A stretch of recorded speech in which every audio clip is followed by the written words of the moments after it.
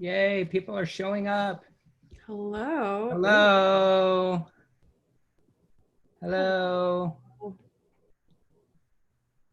Welcome to the Ask an Ambassador Anything panel. Oh, that looks good, Metzley. I like that. Except when I smile. Wait, no. The tea. The background. I'm gonna have all right, guys. Let's go ahead and get started. Welcome to the College of Letters and Science Ask an Ambassador Anything panel. These are all, you see a bunch of students down here.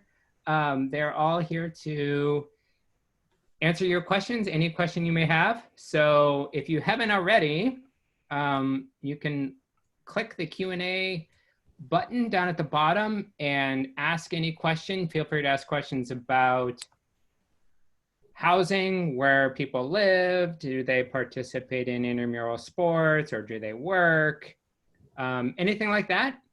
And I'm going to turn it over to them to introduce themselves, but just want to say I'm Mark Von Cannon. I'm Director of Student Recruitment for the College of Letters and Science, and I get to work with these amazing people as ambassadors for the college. So I'm going to take myself off, and I'm going to turn it over to Angie so she can introduce herself.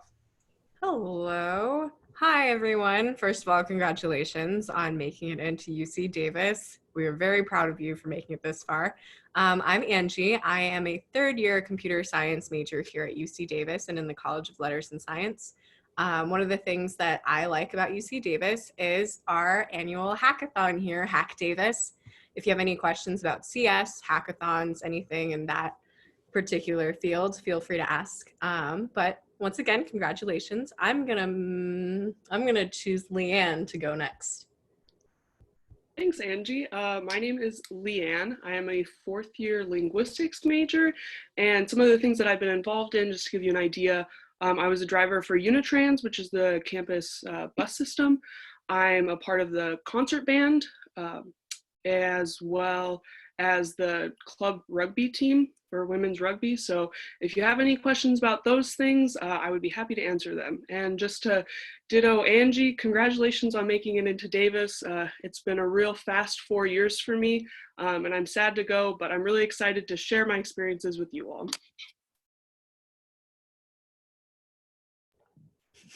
And I'm gonna pass it on to Itzel. Hi, everyone. Welcome to the UC Davis Ask an Ambassador panel. I'm Itzel. I'm a third-year sociology and communications double major. I am involved in the California Aggie, which is the newspaper on campus, and I am also the financial executive for Davis Pre-Law Society. So if you have any questions about that, feel free to ask. I'm going to throw it to Priya. Hi, everybody. My name is Priyal, and I'm a second-year International Relations and Managerial Economics double major with a minor in sociology. And one of my favorite things about Davis is the Davis Farmers Market. And I'm going to pass it off to Metzley. Hey, all. Like everyone said, congratulations. I'm Metzley Montero. I'm a third-year physics major. Some things I've been involved on campus is the campus radio station, as well as volunteering at Davis elementary schools. Something I really enjoy at Davis is the sense of community. I was really surprised about how kind everybody was, and it was really easy for me to find a support group, even though I'm kind of far from home. And I'm going to pass it to Khalil. Awesome. Hi, all. My name's Khalil, and I'm a second-year political science major. And I'm involved with our student government on campus. I sit on our Senate table. And then my favorite part about UC Davis is the fact that we're a college town. The entire town is basically an environment where all the college kids are. It makes it so easy to transition into college. And so if you're looking for a nice community, a nice college bubble, come here to Davis. And again, congratulations on being accepted. And then I'm going to pass it on to Scott. Thank you, Khalil. Hi, guys. My name is Scott. I am a second-year medieval and early modern studies student in the College of Letters and Sciences. I am also a writing tutor at the Academic Assistance and Tutoring Centers over in Dutton Hall. So if you want to ask me anything about that, that's fine too. And I would have to say that my favorite aspect of Davis, one of my favorite aspects of Davis has to be the bike culture. We have a campus that is entirely set up for biking. So if you like bicycle riding, you're gonna love it here. And once again, congratulations for making it in, and hope to see you around. I'm gonna pass it off to Metzley. I went, so I'll pass it on to QE. Hi everyone, I'm Kilvio or Kiwi or Q, whatever's easiest. I'm a third year math and econ double major.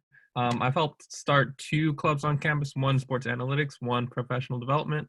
My favorite thing is just how welcoming and supportive everyone is, from the students to the faculty to the alumni. Really can't go wrong. Everyone is willing to help out.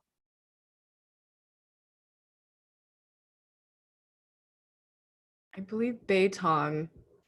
Have you introduced yourself yet? Not yet. Thank you. I'll pass it over to Beitong. Okay, thank you. So hi everyone, my name is Beitong. I am a third year international student, double major in statistics and economics. The favorite things I love about UC Davis is it's a really peaceful and welcoming college town. And then I will pass to Lena.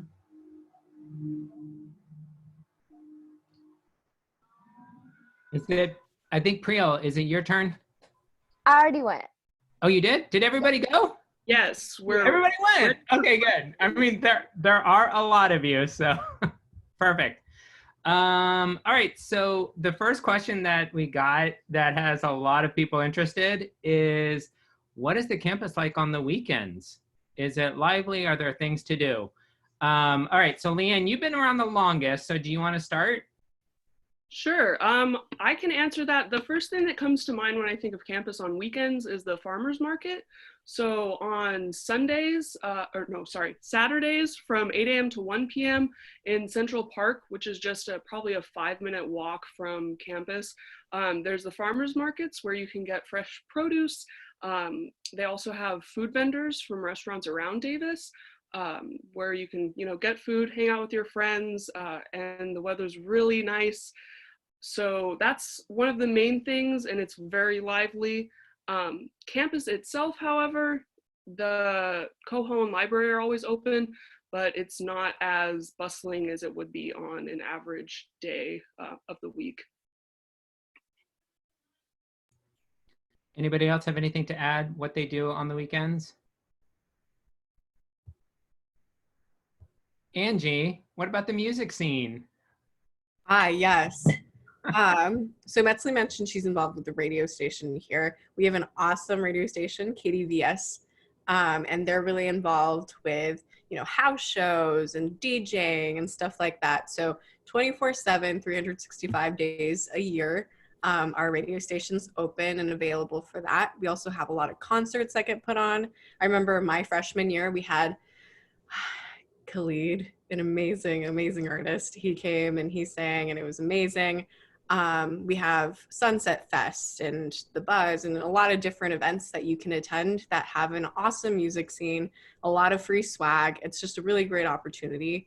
And most weekends, if you're not studying or working on homework, there's always something to do. You just have to look for the events. But there's always something you can do on weekends. So the next question is, oh, sorry, Khalil, did you want to answer? Yeah, I'll just add on to that. Perfect. It ties into some of the other questions, but we have over 800 student organizations on campus, including Greek life, different clubs, whether they be social activities, whether they be like major or interest-based. So there's a lot of different really cool things to do. For example, one of the most popular clubs on campus is our ski or snowboard club. They do trips to Tahoe, I believe, either every week or every other week.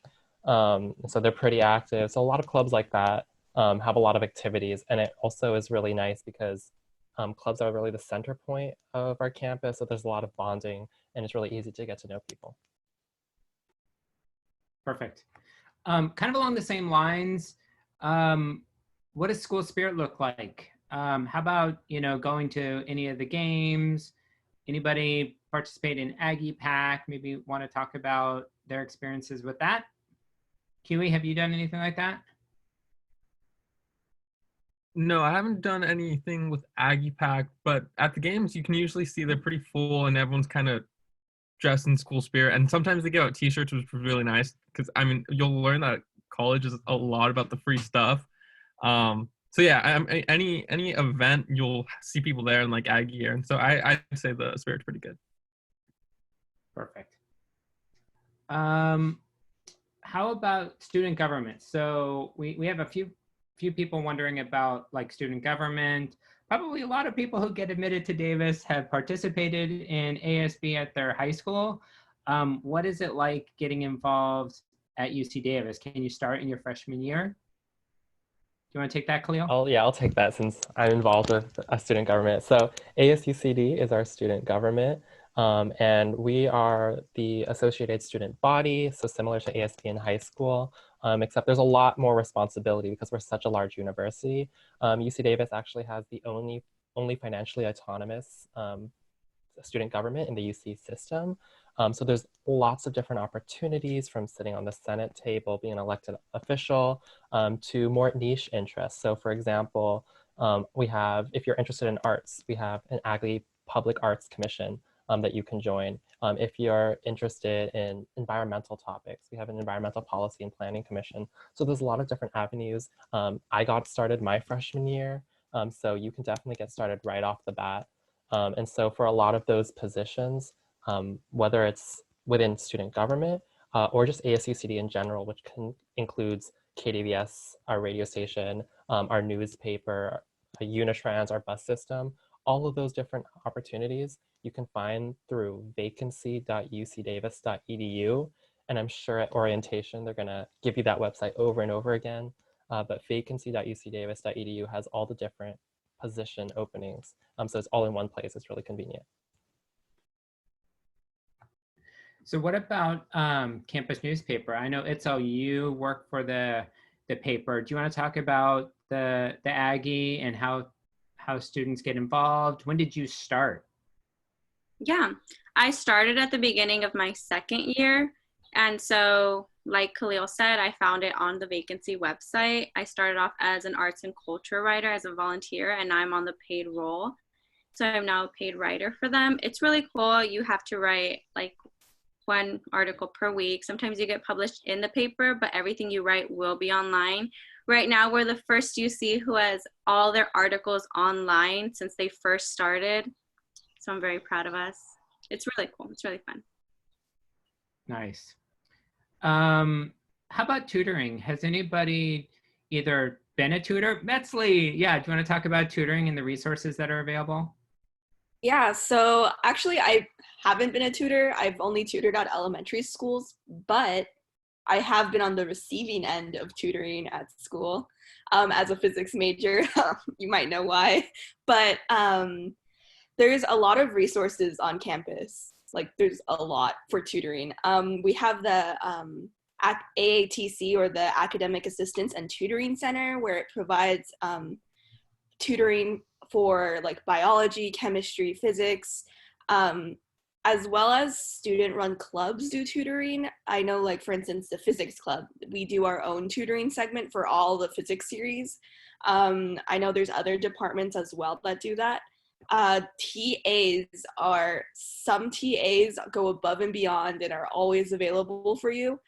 And as well as a freshman, if you decide to live in the dorms inside the, what is it called? The building where you get the services. So for instance, Service center. The student center. So at the student center, there's also student tutors there. So it's just a really short, like 2-minute walk from your dorm to get assistance on in-demand subjects like math, chemistry, and writing. Yeah. Perfect. How about spending time on studying? Do you find that you spend most of your time on studying, or do you have time to do other things? I know, Scott, you're involved in, is it the fence? No, it's not fencing. Do you want to talk about balancing your academics and other things that you do? So I tend to allocate a certain number of hours each day for the activities that I do.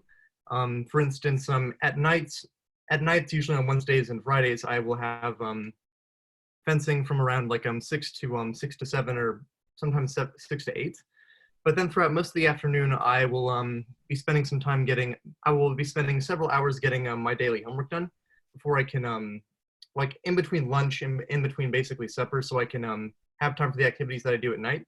I usually, I will oftentimes study at the library over at Shields Library. I find that that's a really good place to study. There are also some rooms in residence halls like where you can actually like have a quiet place to study. So it's actually a pretty good environment for that purpose. Perfect. Anybody else have anything to add about balancing? Priol. I could add something. I'm part of a lot of different organizations on campus. And so in the beginning, I was nervous that I wouldn't be able to balance it. But you realize as you go through it, you just learn to allocate the time, like study between classes, between your club meetings. And it's all possible that you can do the organizations that you want to join and study at the same time. It's just that how you allocate the time for yourself. And it's all workable. And it's really fun when you do it all. Yeah, Khalil. I'm going to build on to that. This is more of a piece of advice, but Google Calendar is your very best friend. Please utilize that. I definitely would lose track of everything in my schedule, without my Google Calendar, but once you start planning and you learn some time management skills, which college is great for, it becomes very manageable once you start to allocate specific time for certain activities. Like I'm involved with various political clubs, student government, as well as my academics and my on-campus jobs. So you can make it work. It's just all about time management. So we do have some questions about the residence halls. One specifically, a few people want to know whether or not Tercero actually does smell like cows.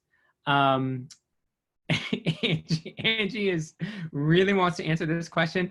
But before she does, I want to say that I lived in Tercero my freshman year. Yes, it was a long time ago. The cows were here then. And the truth for me was that I got used to it after like, I don't know, like a couple of weeks. Like you just sort of get used to it. I don't know.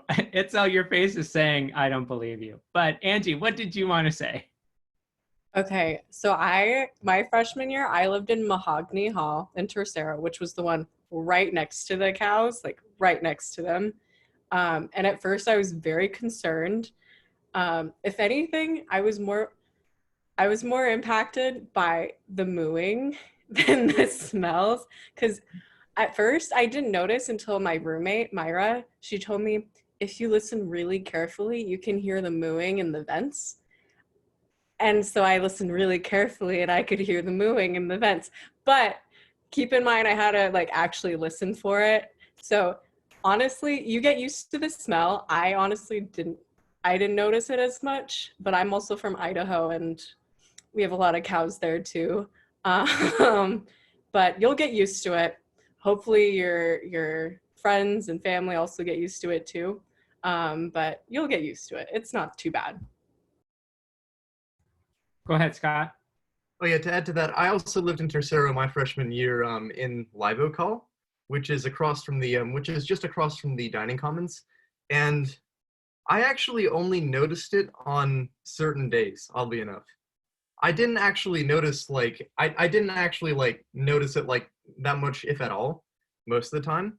And so it's it's there, I guess, but depending on which residence hall you're in, it's probably not going to, it might not be a problem.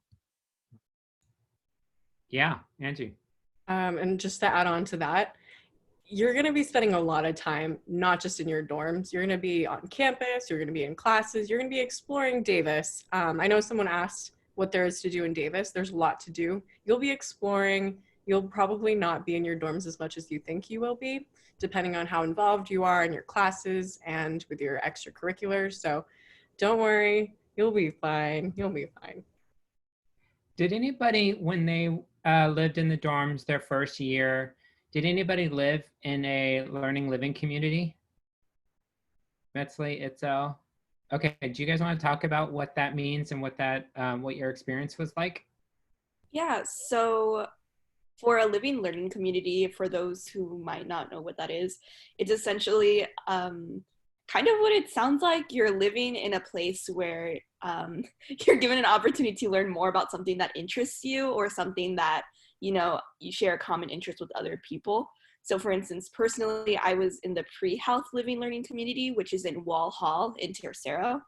And there's other different types of learning communities, like the engineering learning community, Aggie Explorers, which essentially helps you explore Davis or explore UC Davis as a school.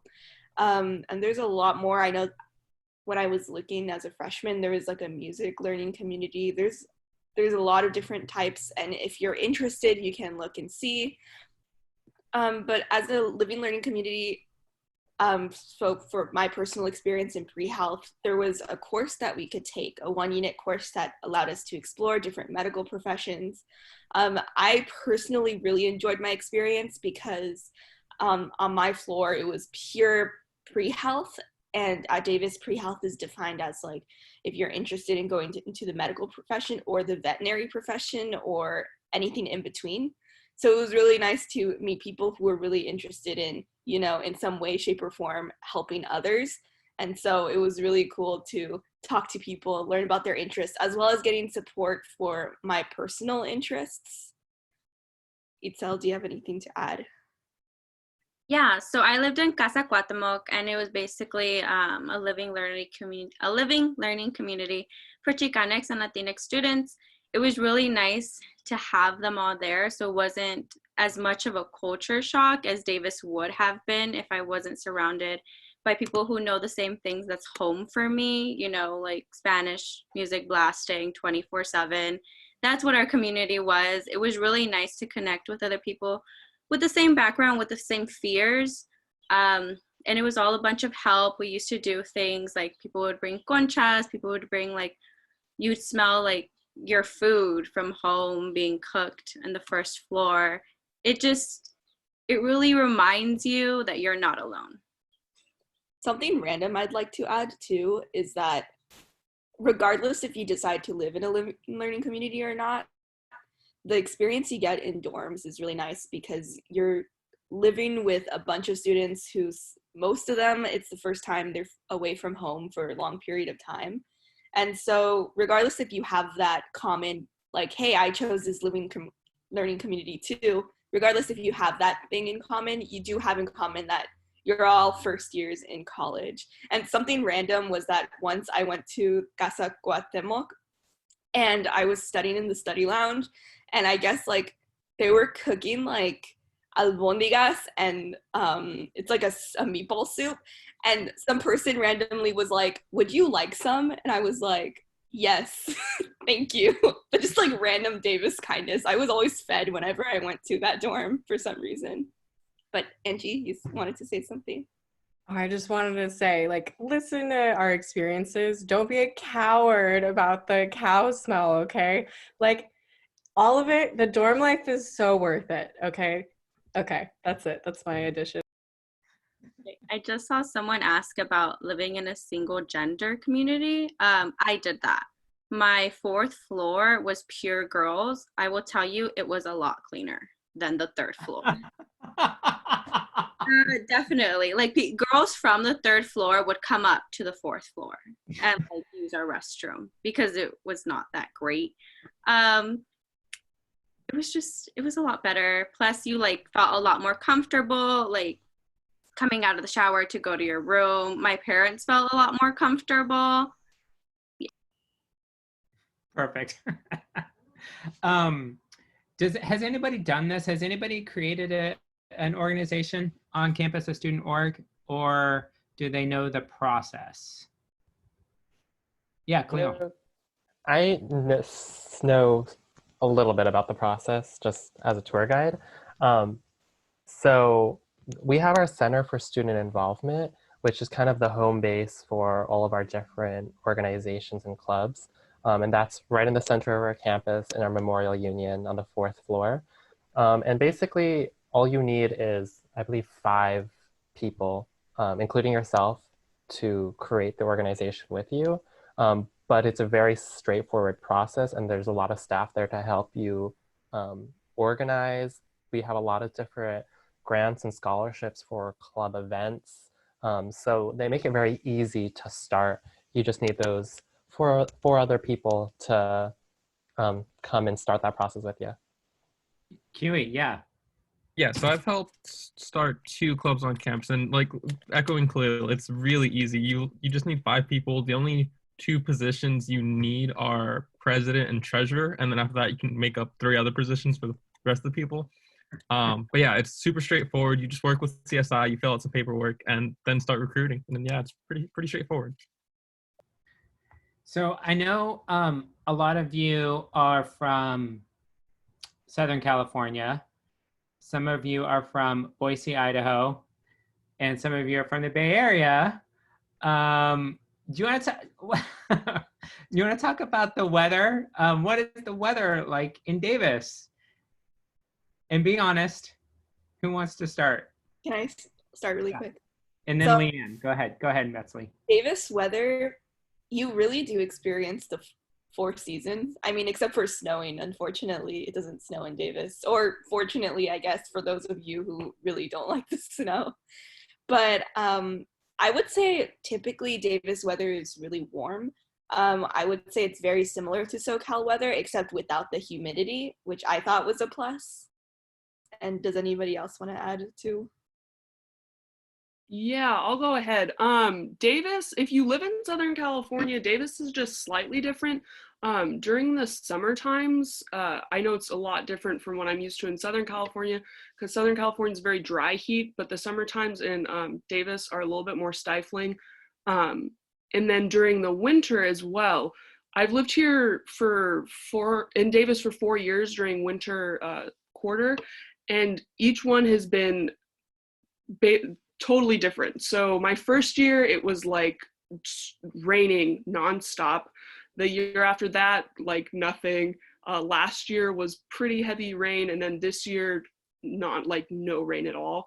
So it definitely, changes from year to year, but if you're not from California, it doesn't get very cold at all. Like the coldest at nights it gets is like 30 degrees, between 30 and 40, and then it warms up real quick during the days. So so anywhere between, like in spring quarter, you're looking at 65 and 75 degrees. Winter quarter, you're looking at like 60 to 65 degrees. So really temperate, nice Mediterranean climate. Scott, what did you want to add? Oh, I just wanted to add that geographically, a lot of this is because with Davis, we're actually much more in what has historically been a wetland, and we're less close to the ocean, so we don't really necessarily have that marine layer that you get with SoCal. So as a result, it's been, from what I've experienced, a fair bit less humid than in SoCal. We do get a fair bit more rain here too, especially during the wintertime, which is what I've noticed. For sure. Yeah, go ahead. It's Al. I have 3 quick tips. 1, bring allergy medicine in the spring. If you don't have allergies and you're from SoCal, you will have allergies in Davis. 2, bring boots preferably, because there's a lot of holes in Davis. So when it rains, you might see them. 3, if you're gonna buy an umbrella, get a dome umbrella. Don't get a regular umbrella because the wind will blow it up.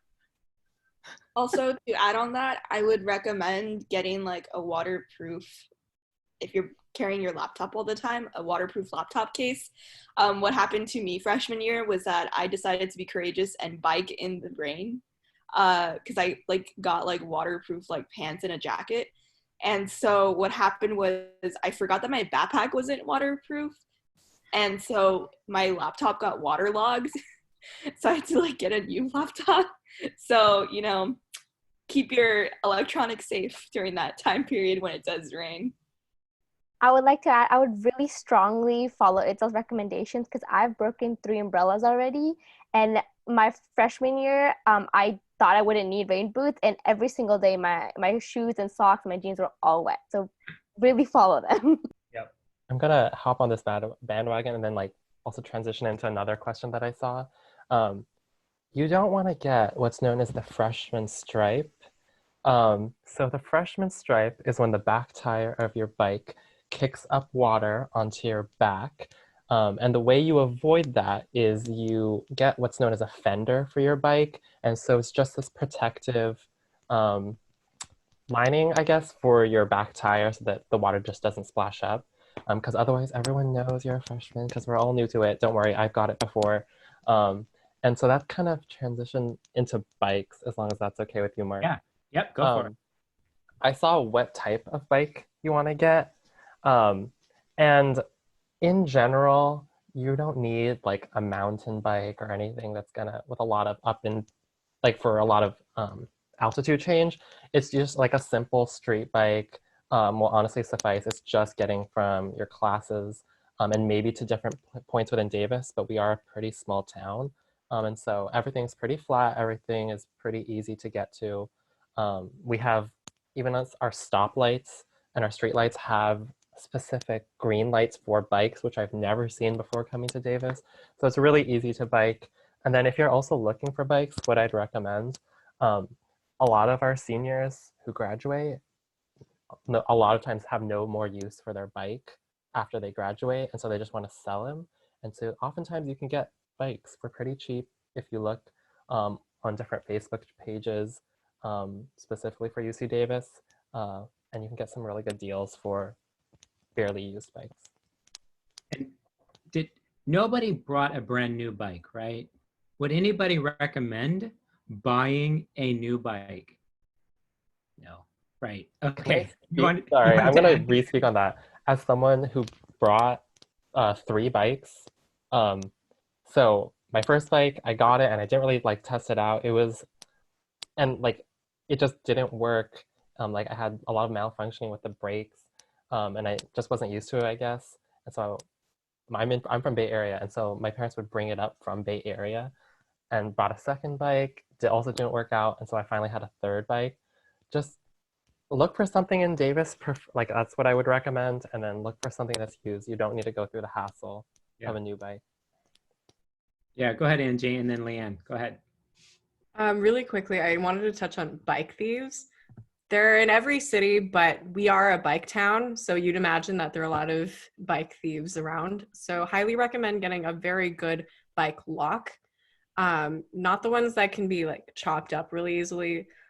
U-locks. U-locks are the ones that we highly recommend. I actually have 2, even though I have a really terrible bike. I came to Davis not knowing how to ride a bike, so I just got like the cheapest, oldest thing ever. Luckily, no one wants a really bad bike, so no one's stolen mine yet, but almost all of my friends have gotten their bikes either stolen or almost stolen. So highly recommend 1 or 2 bike locks, whatever you can get.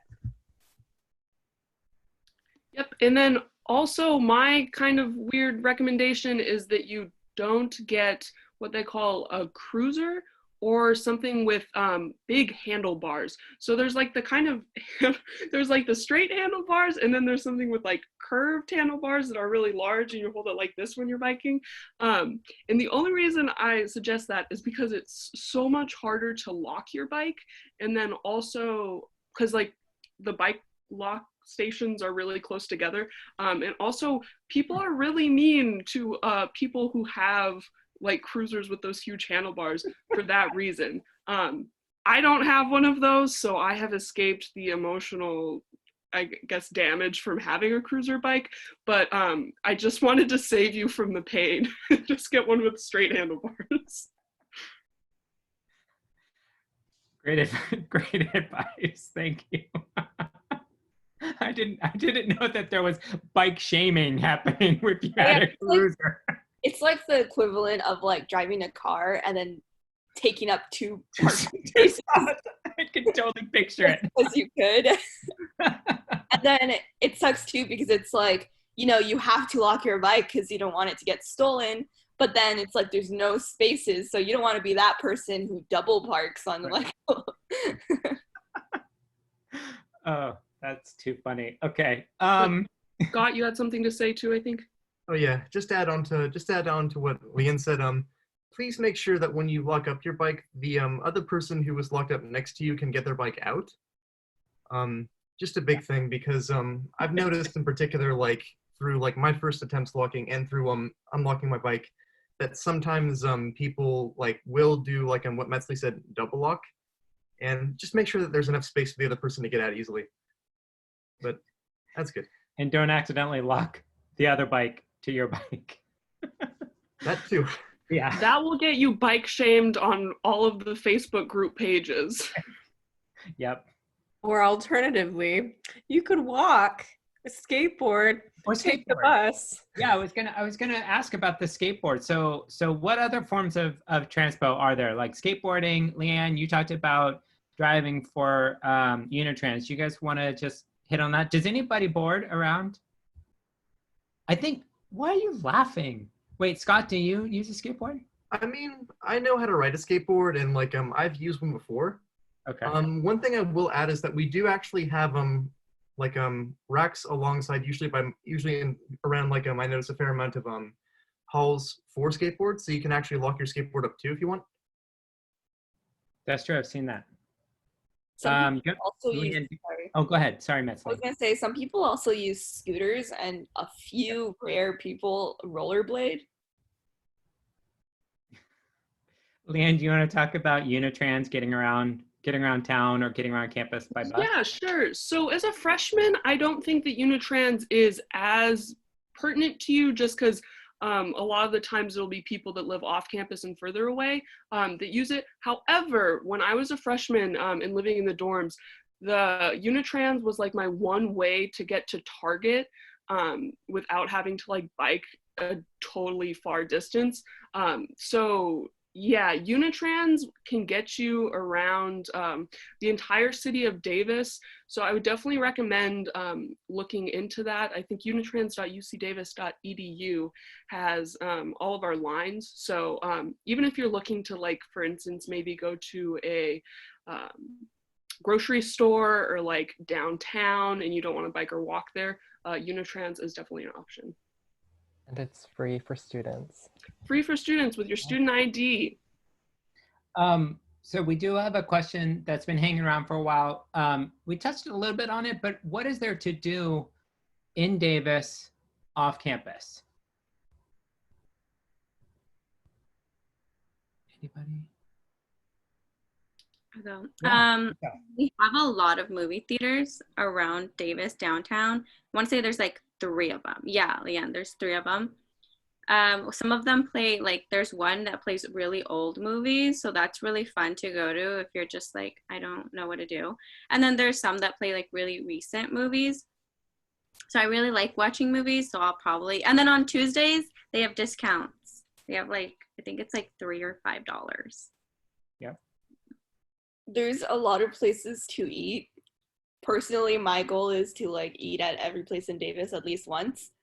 And I mean, there's a lot of restaurants, so that's probably not going to happen. Any restaurant that looks appealing to me, though, I want to try it. I know there's like, it's Davis is a really chill city, so sometimes on weekends, like, I hang out with friends and just walk around. Something I discovered I never went to freshman year was Davis Creamery. It's like an ice cream shop, milkshake shop. It is beautiful. If you have a chance, you should go. How about getting away from campus? So, you know, I just mean like, you know, where we're located. We're 20 minutes to Sacramento, an hour and a half to San Francisco, an hour and a half to Tahoe. Like, does anybody do trips to those kinds of places? Yeah. So Yeah. I'll touch a bit on going to Sacramento. You can also get to Sacramento with the YOLO bus, which you also get for free with your student ID. And the YOLO bus, I actually use it also to go to the airport. And then to go to Sacramento, it takes a little bit longer than if you were driving, but it's free. And then if I have like friends that go to UC Berkeley, it's called the Burke bus. And you can take that for a flat rate, and it'll take you from the UC Davis campus to the UC Berkeley campus. So, and that's also, you know, if you needed to get to San Francisco and didn't have any other way, Burke bus, BART, and you're in San Francisco. I can add on to both in Davis and out of Davis. For out of Davis, I always find a friend with a car, and then we'll go on like thrifting trips. So we'll like thrift in Davis, and then we'll go to SAC and we'll thrift some more. We love thrifting, but there's so many things you can do. If you know SAC, the capital of this state, that I totally knew when I first came to California, it's amazing. It's really fun. It's beautiful.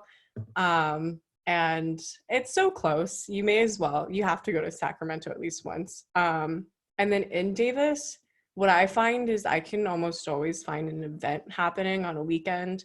Like there are fundraisers happening. There are cool dances happening. I think we have like ballroom dancing, salsa dancing at some location. Hack Davis happens on a weekend. Engineers Without Borders, they have fundraisers every weekend, and it's a fun time. You'll always find something to do here. Yeah, QA. And just touching off that, Sacramento's not too far. I worked in Sacramento over like the past 6 months. And then like traveling to like SF or the Bay, there's usually ride shares going on Facebook to get around, or you can take the Amtrak with friends. And then as far as like Lake Tahoe, I know a lot of clubs organize like retreats to go over there.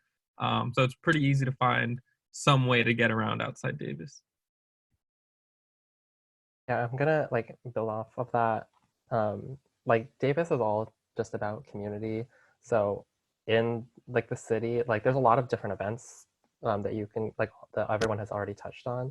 But like for me, the way I love to spend my weekends is just with friends that I've met through clubs. Like some of my best memories were staying at like Taco Bell till 1 a.m. If you want to like go to the different Greek life events, I've been a part of clubs that have gone to like Tahoe. I've even gone to like Long Beach for different like retreats and fun socials.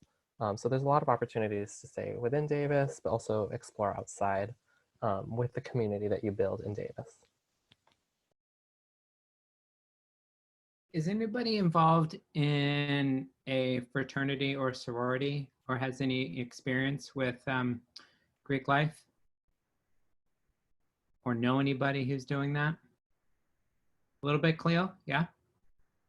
Yeah, so I know there was a question about like Greek life involvement. 10% of our students are involved with Greek life, and that also ranges the type of Greek life. So I know when I came into college, I thought all Greek life was like this party, like social activity, but we do have a lot of different professional sororities. So maybe you're interested in a business fraternity or a pre-health fraternity, or maybe you want to go to a community service Greek life organization.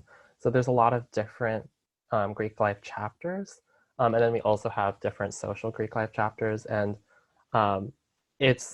they're pretty accessible. So a lot of new folks are able to join. It's not like they have this pre-existing like list of people that they are going to admit. And so it's really open to everyone if that's your scene. Yeah, go ahead, Angie. I'll also add that if you're coming into college already knowing that Greek life is for you, that's what you want, keep an eye out for those first like welcoming events, because Greek life will be there.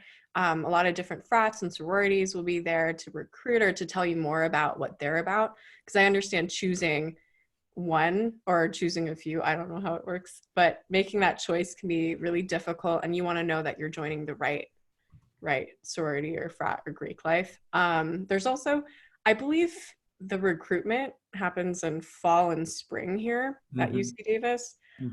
I probably look really stupid trying to explain Greek life, but don't worry, you can do your research ahead of time too. I'm sure that we have a bunch of organizations and Greek life on campus, and they have resources for that online.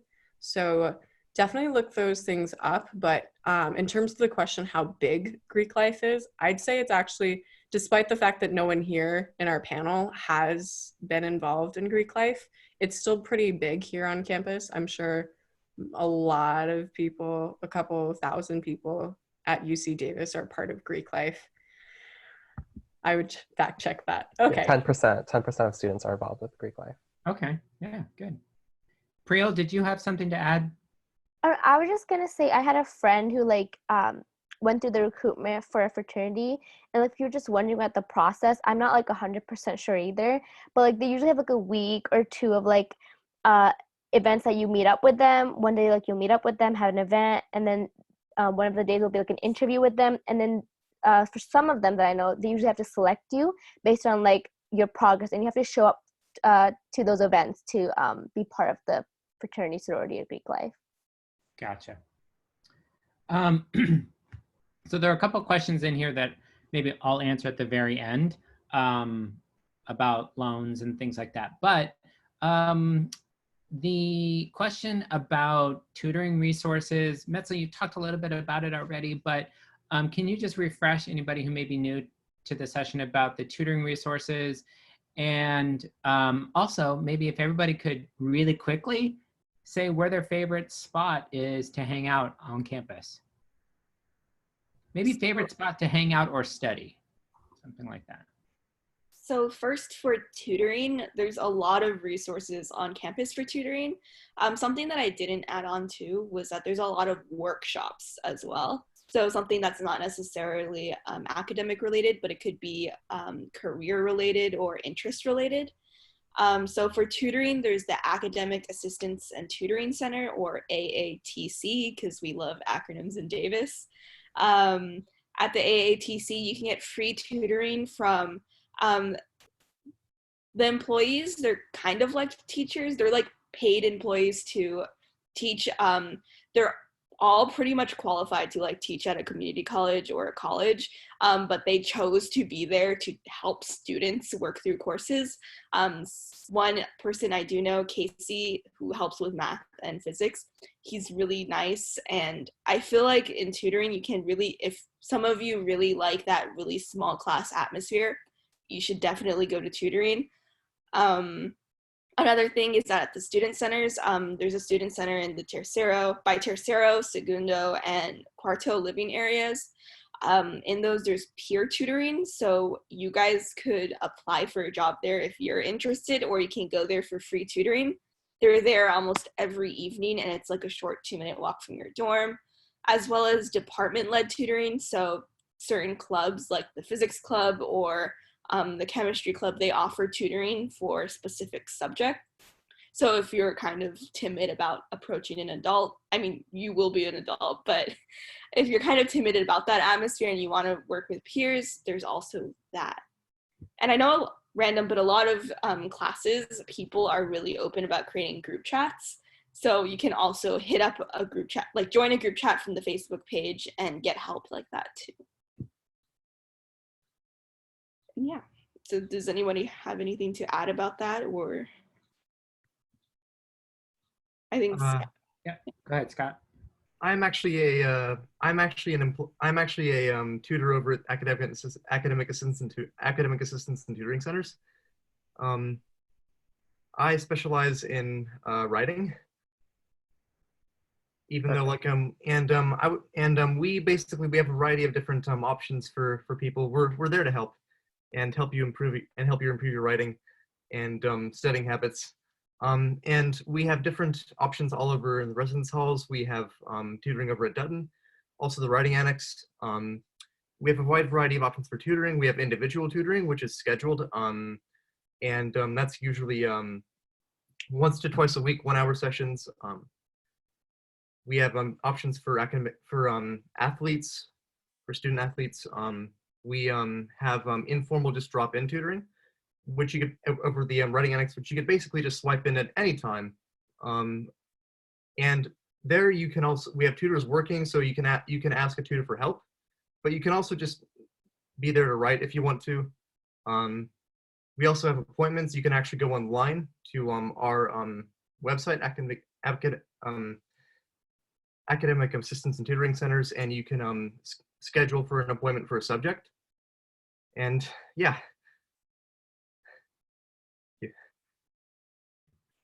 How about your favorite place to study on campus or just hang out? We actually have a question about the hammocks. Is that someone's favorite? Yeah, go ahead. Khalil? So I was gonna say there's hammocks in the quad, and those are very popular. I know that was a question, are they usually crowded? The answer is yes, but there are a few secret hammock locations on campus. I actually guarantee you that most of the people in this call don't know it, but one of the best places is right behind Hunt Hall. There's some secret hammocks. So that's a really great place to go study. It's outdoors, but there's still some nice secret hammocks that you can get to enjoy. So definitely encourage you to check that out. I did not know that. I'm gonna go there next time I'm on campus. It's actually my favorite place to draw. Oh, I like it. You know, hammocks are definitely really nice when you're able to get one on the quad. At least it's like, that's your lucky day. You know, it's going to be a good day when you get a hammock. But onto the study space, our favorite place to study. I'd like to say the Ambassadors Lounge that we get. As ambassadors of the College of Letters and Science, we get an Ambassadors Lounge and we get to study there. So if any of you, I know it's early, but if any of you end up being really interested in becoming ambassadors yourselves of your own major, you can be like us. So maybe next year when you're, you know, an awesome UC Davis student, you're accustomed to everything, you should definitely apply because it's a really fun opportunity and you get, I believe, units for it. So I'm just saying. Check out Mark's background. And that's the lounge. We have an orange corduroy couch. I have tested it for how good it is for naps, and it passes with flying colors, besides the lines on my face I get from sleeping on it. And it was actually in the Grammys. I mean, did anybody? Yeah, it was, for sure. It made an appearance in the Grammys. Okay, enough from me. I'm gonna popcorn it so we all get to talk about our favorite study spots. I'm gonna switch it up. Let's go Quilio, QE. Yeah, my favorite spot's probably the Memorial Union, just because it has everything. I can exist there and like put some headphones on and like be in my own space, and then I can get hungry, and then I can walk over, buy some food. So yeah, it kind of has everything you need when you're trying to study. I'll pass it over to Itzel. Okay, my favorite study spot now is the Animal Science Library, but it's called the Carlson Health Science Library. No one knows about this library, so no one goes to the library. And on finals week, the Shields Library is packed. Like, if you come with 2 or 3 people, you will not find a seat together. So in the Carlson's Health Library, it's empty. There's like 4 or 5 people max, and they always have outlets at every single table. It's a bit of a walk. Yeah, just don't tell anyone. It's a bit of a walk if you live in Segundo, because it's like a 10-minute walk because it's the animal science place, and that's a bit of a way. It's like passing the cows. So if you live in Tercero, it's perfect. However, if you're a freshman, I do recommend studying within your hall. You will have a quiet room, and that was my favorite place to be. I think I stayed up like till 4 a.m. one day doing a project, and it's really fun when you stay up really late because you get to see how many people will knock out and how many people give up. I would have to say that I have 2 favorite study spots. Typically, I go to Shields during the quarter, but then when midterm seasons and final seasons begins to happen, I kind of avoid Shields just because it gets really packed. But when you don't go during midterm and final seasons, because some days I feel productive, it's really cool because they're really like dedicated and studious students are there. So you kind of like feed off of their vibes and like feel productive yourself. And I enjoy the relaxing atmosphere. The second study space is the Arboretum. The only thing is that there's sketchy, kind of spotty Wi-Fi. So what I like to do is I like to download the PDFs of my readings and things I have to do, and then just sit in the Arboretum and just scroll through my readings, annotate stuff. It's really relaxing, and it's a good way to disconnect from like technology and just, you know, relax and kind of ground yourself in the Davis experience. I can go next. I have like a couple favorite study spots. One of them is in the Shields Library, like on the 2nd and 3rd floor. They have these huge like windows and they have like these window seats, and that's like my favorite spot to study. I also like the SCC, which is the Student Community Center. And then I think this year they got it in the Wellman Hall. They have the room with the computers and stuff, and they have like a few study spaces in there. And I just really like it because it's usually really quiet and I can get a lot of work done over there.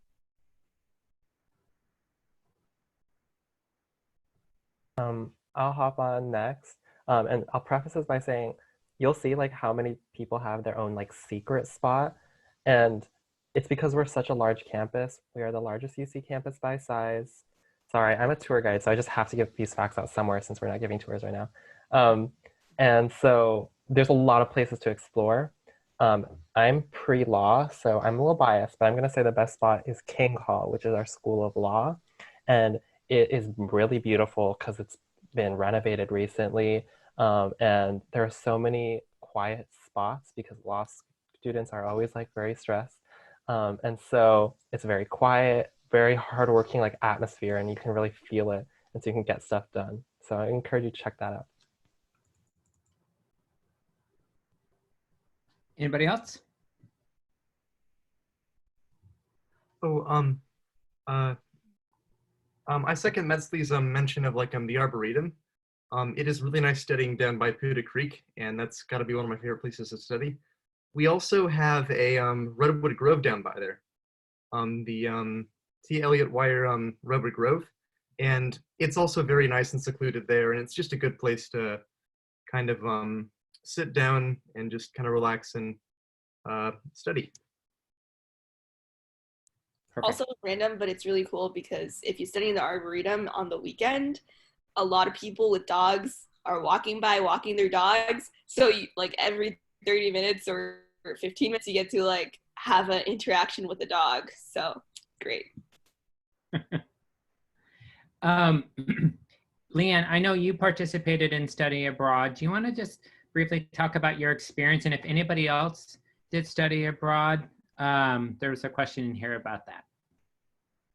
Sure. So really quickly, at UC Davis, if you're on campus, the best place to go is the Study Abroad office at the International Student Center.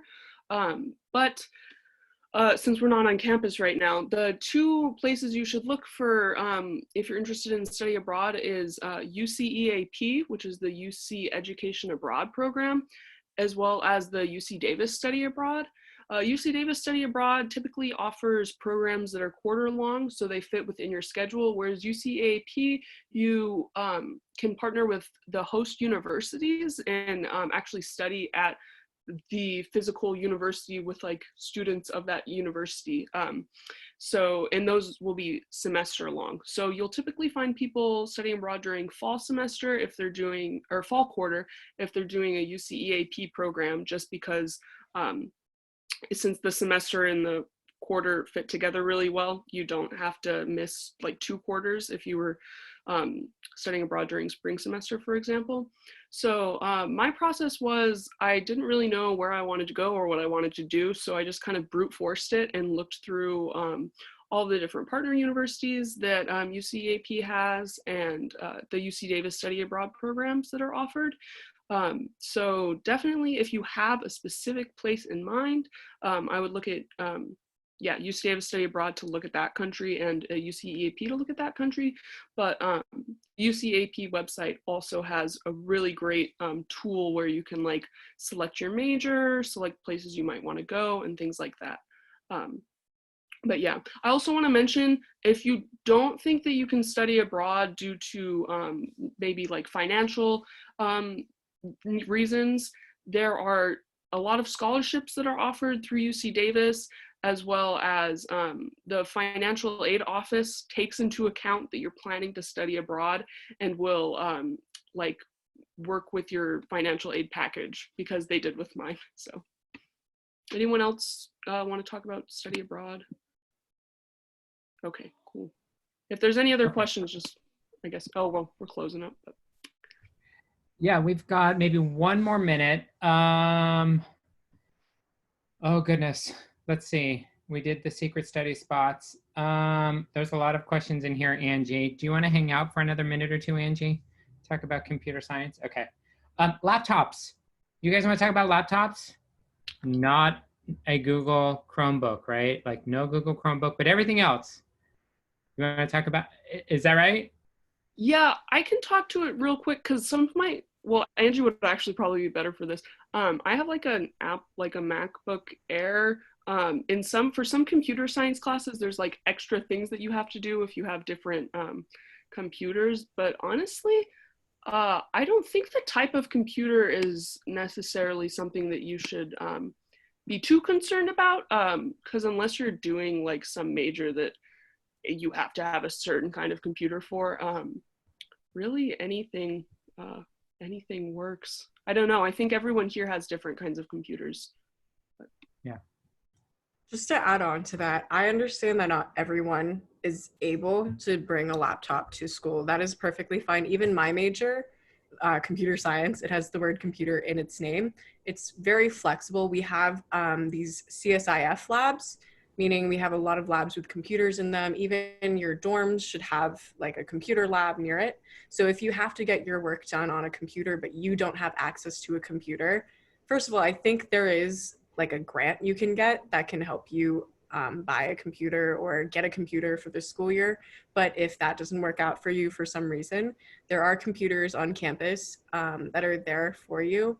I understand it's a very tricky time right now with COVID-19, everything's being pushed online, but our school is generally pretty understanding and pretty helpful when it comes to helping its students get access to a computer. So keep that in mind. Even though having a laptop is nice, if you're unable to have one, there are resources for you. Okay, so go ahead. Oh yeah, go ahead. I was going to say quickly, when my laptop broke, I found it really easy to adjust because there were a lot of computer centers.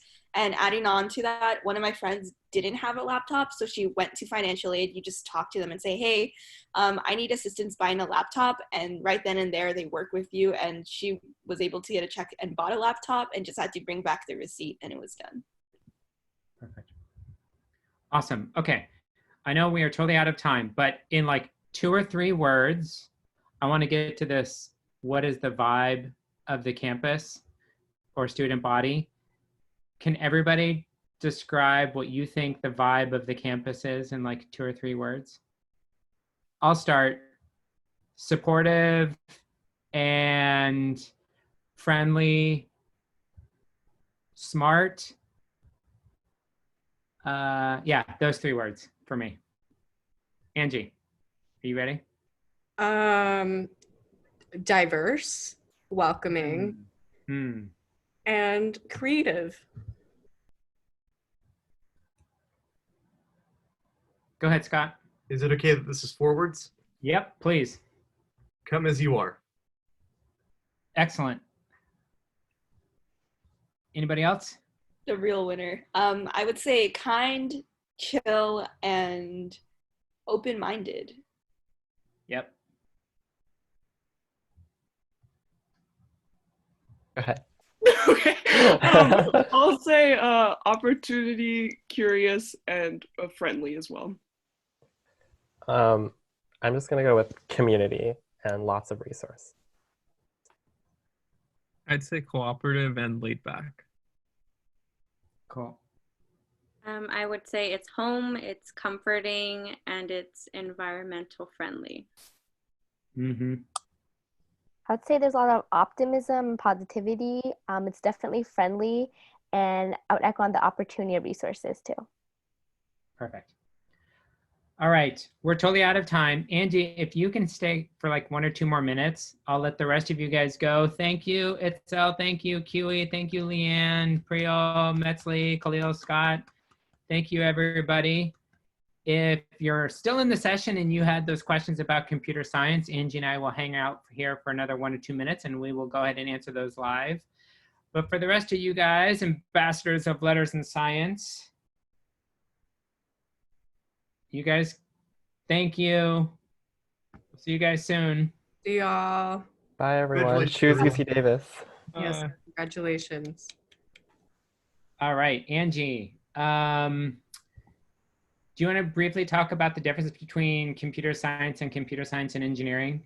Absolutely. I started out as a CSE major, a computer science and engineering major in the College of Engineering, and I actually switched to CS. No shade to the engineering version of it, but the differences are CSE primarily focuses on both hardware and software. So you're gonna get a lot more of computer engineering, a lot of physics, a lot of sciences, and you'll still get programming courses, but you have to balance both. It's still a very, very good major for those of you who are interested in going into something more hardware based, but it's something to get used to. I switched because physics wasn't for me and I actually preferred the programming aspect more. So I switched to computer science so I could focus all of my time into programming and maybe some more GEs to find different opportunities for me. Okay. And then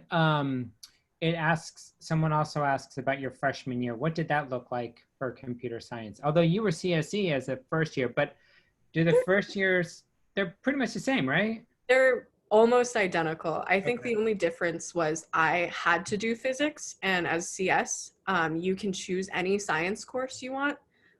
So I was focusing all of my science on physics, but really it's a pretty good experience. I came into college with zero programming experience and I was terrified. I was like, oh, a lot of people I'm surrounded with are like, they've been doing it since high school or since they were babies. I don't know.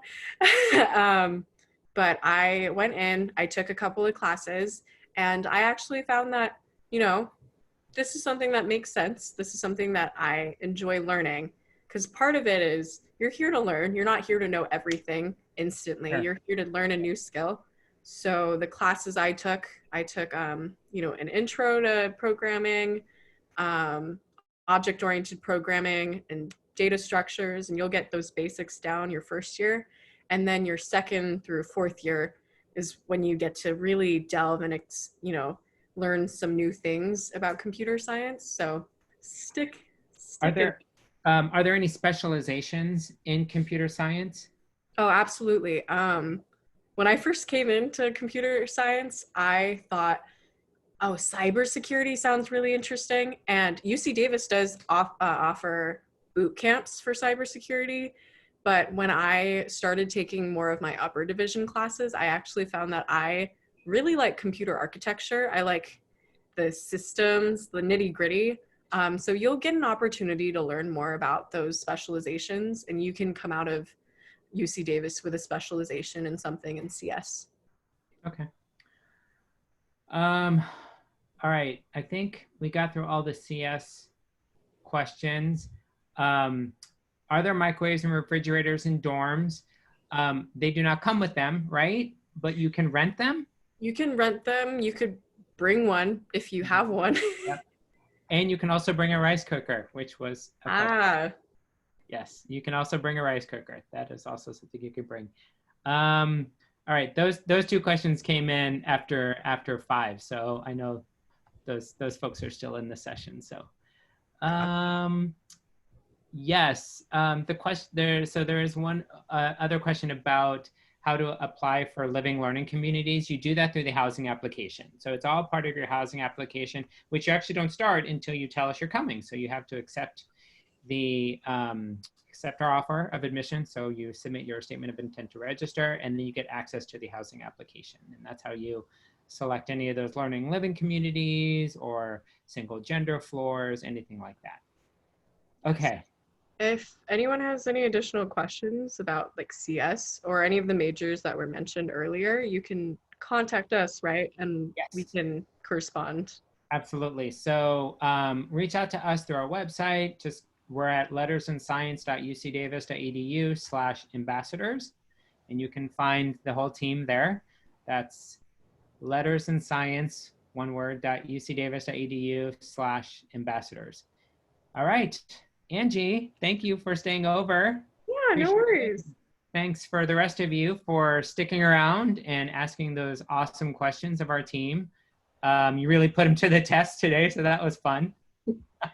Really liked it. So congratulations, and hopefully we get to see you in the fall. Yeah, go Ags. All right. Go Ags. See your day. Bye. Bye.